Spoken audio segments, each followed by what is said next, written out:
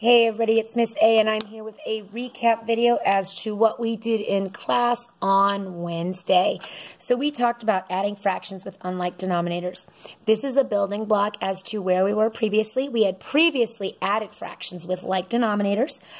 We had previously created equivalent fractions, and yesterday's lesson was, or yesterday, the previous day's lesson to this was creating equivalent fractions in tenths and hundredths. So we are working with unlike denominators, and the big D stands for denominator. My kids know that. But we're only working with tenths and hundredths. So it is a building block as to what we did the previous day. So for example, we might have a problem like all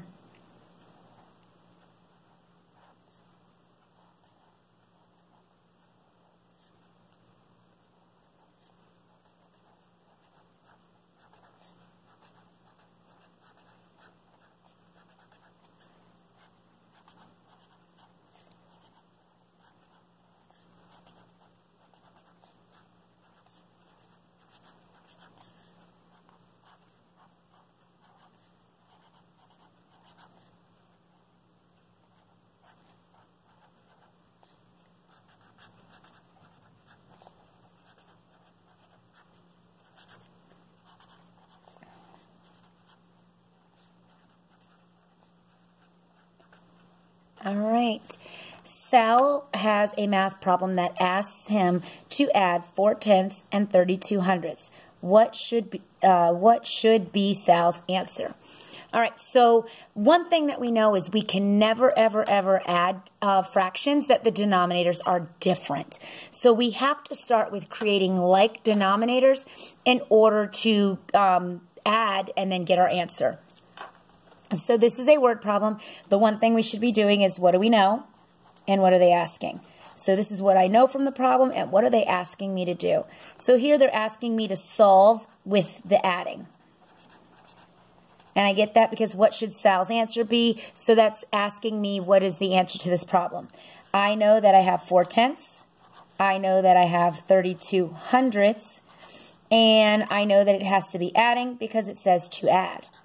All right, so this is what I know, this is what I'm asking. So the next step is to set up my expression. So I have 4/10 plus 32 hundredths equals. Now I can't do this because denominators stay the same and I have two different denominators here. So my task, and this is the building block from the previous day, is to create denominators that are alike or the same. And I'm looking at my tenths, and I can definitely go from tenths to hundredths because that's just involving multiplying. I'm looking at my hundredths. I can't go down to tenths, so I know that my answer has to be in hundredths.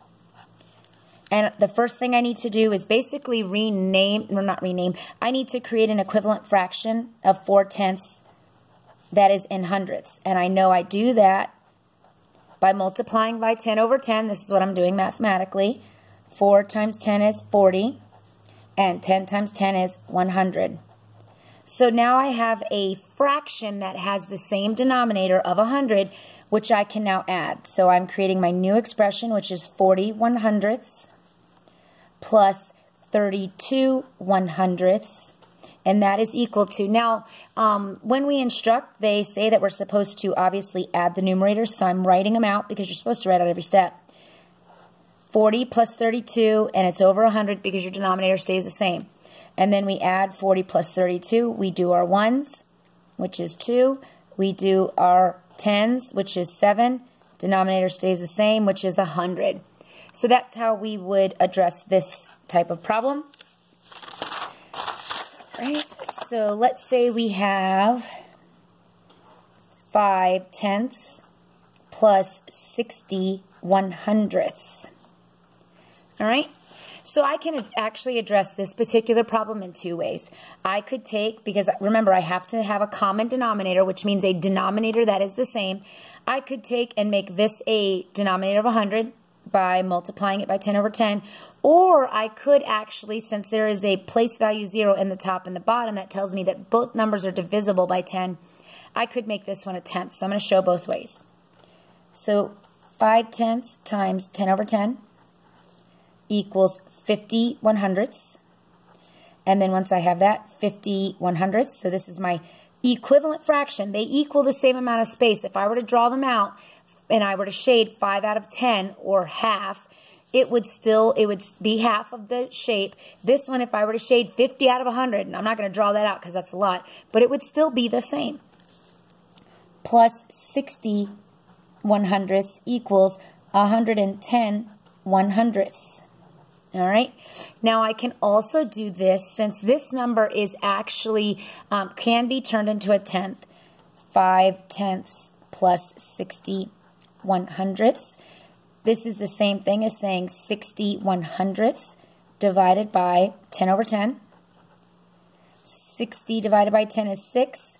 100 divided by 10 is 10. So now my new equivalent fraction is 6/10. So I have 5/10 plus 6/10 equals 11/10. And if I look at these two answers, if I were to omit these two zeros, the 2 on the end, you see how I have 11/10, 11/10. So either way, I still come up with an equivalent answer, and you are able to have answers that are fractions greater than 1. All right, so here's the extra credit.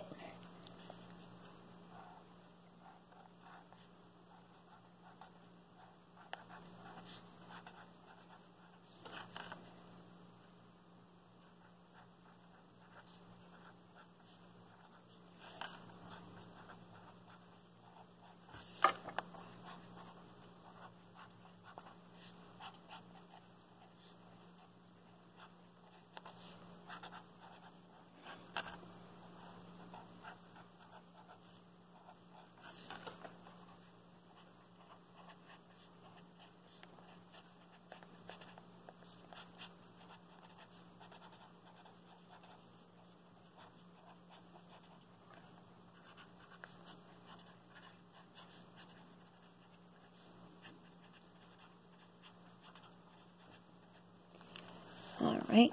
Marcus has 4/10 of a foot of cloth. His sister has 57 hundredths of a foot of cloth. How much cloth do they have together? All right, that's the extra credit. Thanks for watching, everybody.